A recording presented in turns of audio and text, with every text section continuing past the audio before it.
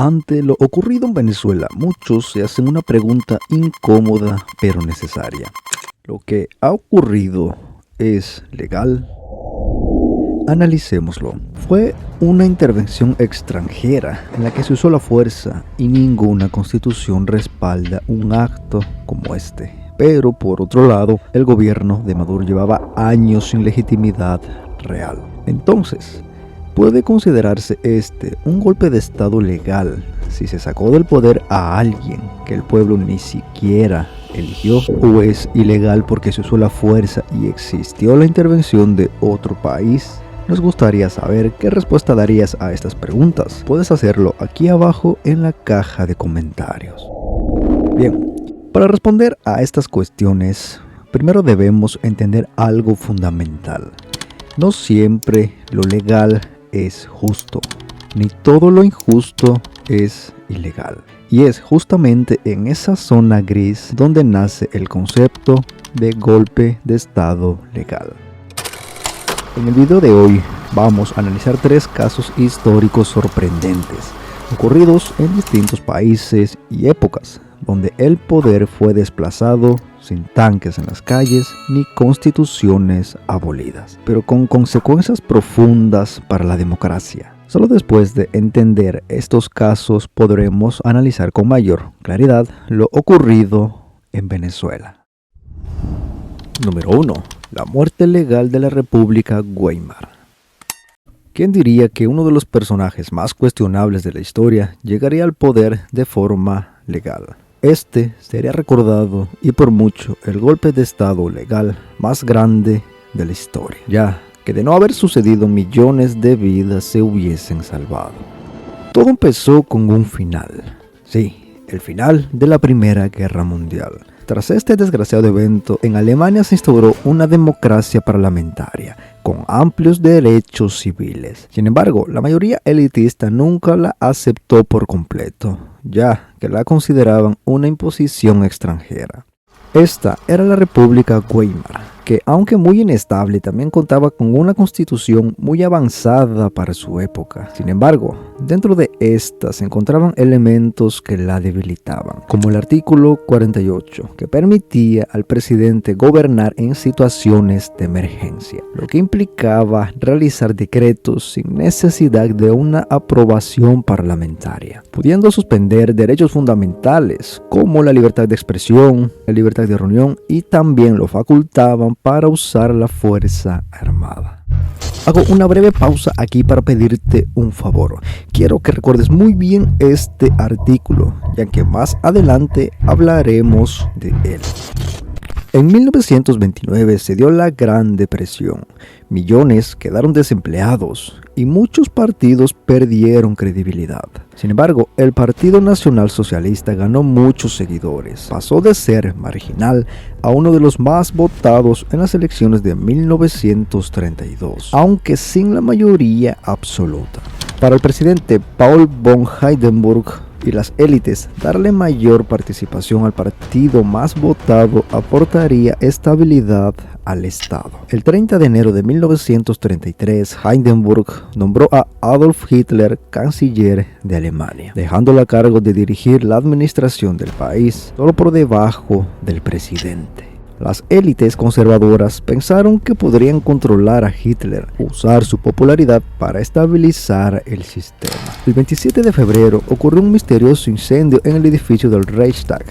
Los nazis atribuyeron el hecho a una conspiración comunista y al día siguiente, basándose en este desastre, convenció al presidente de firmar el decreto que ponía en vigencia el artículo 48. Con esto prácticamente se legalizó una represión política masiva. Pero aún faltaría más. El suicidio legal de la República Weimar se daría el 23 de marzo, utilizando como base el decreto del incendio del Reichstag para la aprobación de la ley habilitante, la cual le permitía al canciller legislar sin el parlamento y sin el presidente, por un periodo inicial de 4 años, suspendiendo así cualquier control institucional.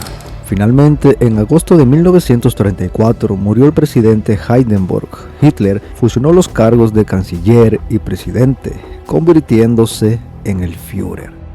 La República Weimar dejó de existir sin haber sido formalmente abolida. Su constitución nunca fue derogada, simplemente quedó sin efecto. Caso número 2. La Quinta República.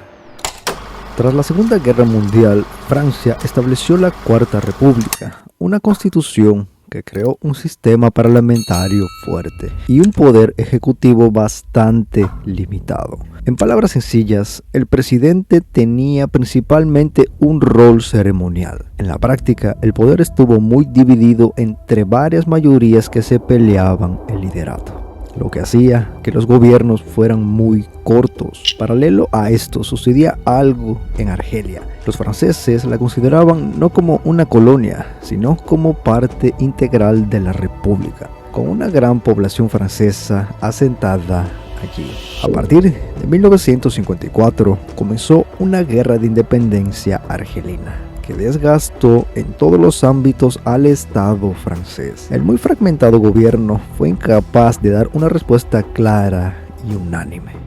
En mayo de 1958, algunos sectores del ejército y de colonos franceses se sublevaron contra el gobierno de París, ya que temían una independización de Argelia, y aprovechando el debilitamiento gubernamental, pedían que un afamado estadista, considerado héroe de Francia por haber liderado la resistencia contra la Alemania nazi, regrese al poder. Querían a Charles de Gaulle, ya que creían que él aseguraría que el territorio argelino siguiese siendo parte integral de Francia. Los insurgentes en Argelia amenazaban con tomarse París, y esto fue suficiente para infundir terror, ya que anteriormente habían invadido con éxito la isla de Córcega. En medio de este caos, Charles de Gaulle anunció el 15 de mayo de 1958 que estaba dispuesto a asumir los poderes necesarios si era llamado a hacerlo. Ante la amenaza de una ruptura institucional, el presidente René Coty lo llamó para formar un nuevo gobierno, otorgándole poderes extraordinarios para redactar una nueva constitución, la cual Francia mantiene hasta la actualidad. Posteriormente fue elegido presidente en 1959 y gobernó de manera exitosa hasta el año 69. Varios expertos coinciden que fue una transición legal que se produjo en un contexto de parálisis institucional extrema. Por ello, este evento es visto como un golpe institucional atípico, legal en forma, pero impulsado por la necesidad de evitar un colapso total. Si quieres saber cómo este presidente puso orden en una dividida sociedad francesa y en qué consistió la Quinta República, házmelo saber en la caja de comentarios. Caso número 3. La muerte cruzada. Guillermo Lasso llega a la presidencia de Ecuador en el 2021 con una aprobación inicial de más del 71%, una cifra histórica. En pleno auge de la pandemia, alcanzó un logro importante: inmunizar aproximadamente a 9 millones de ecuatorianos en tiempo récord. Sin embargo, tuvo problemas para gobernar. Su bancada era pequeña y la asamblea estaba llena de partidos opositores. Hubo bloqueos de todas las partes. Si la asamblea aprobaba una ley, el presidente la vetaba. Y si el presidente proponía algo, la asamblea lo desaprobaba. Bajo este contexto, en mayo del 2023, esta misma asamblea inició un juicio político contra Lasso por presunta corrupción. Ante una amenaza tan directa, el presidente decidió activar el mecanismo de muerte cruzada, con el cual la Asamblea Nacional quedaría disuelta y se convocaría a elecciones anticipadas, sacrificando la permanencia en el poder, pero con la ventaja de poder gobernar por decreto 6 meses más, sin necesidad de depender de la aprobación parlamentaria. La muerte cruzada es aplicable solo bajo 3 causales. Número 1, cuando la asamblea se atribuye funciones que no le corresponden. Número 2, cuando se obstruye deliberadamente al Plan Nacional de Desarrollo. Y número 3, por grave crisis política y conmoción interna. Esta última fue la que Lasso utilizó para activar la muerte cruzada. Algunas figuras señalaron que no existía una grave conmoción interna que justificara el uso de ese recurso. Es más, agregan que Lasso firmó el decreto para evitar ser llevado a juicio. Guillermo Lasso gobernó 2 años y 6 meses aproximadamente, con solo el 12,9% de aprobación al término de su mandato. Sin embargo, la asamblea tuvo números incluso más bajos, apenas del 6%.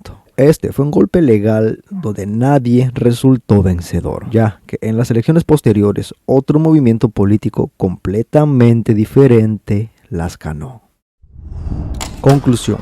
La historia nos ha demostrado que un golpe de estado implica un desplazamiento del poder ejecutivo y ocurre porque existe una necesidad real. Estos 3 casos mencionados, el de Alemania, Francia y Ecuador, sí desplazaron el poder al igual que en Venezuela. Pero la gran diferencia es que hubo intervención extranjera solo en este último. En los 3 primeros casos se usó la Constitución y en Venezuela no. Por ello, desde un punto de vista estrictamente jurídico, esto no es un golpe legal. Sin embargo, lo jurídico choca en este caso porque, como se dijo al inicio, el gobierno de Maduro carecía de legitimidad y por tanto de legalidad. Pero esta crisis nos hace preguntar algo realmente importante.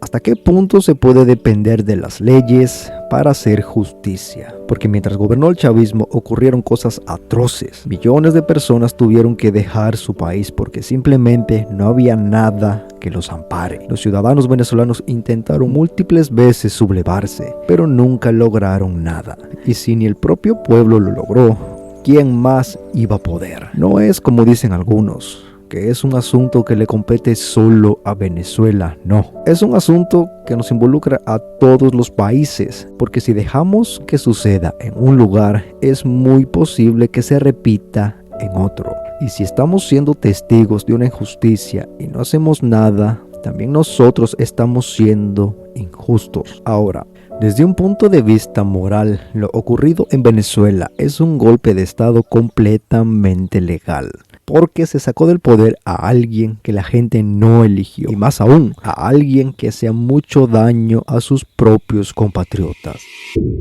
Ante todo, también hay que resaltar algo.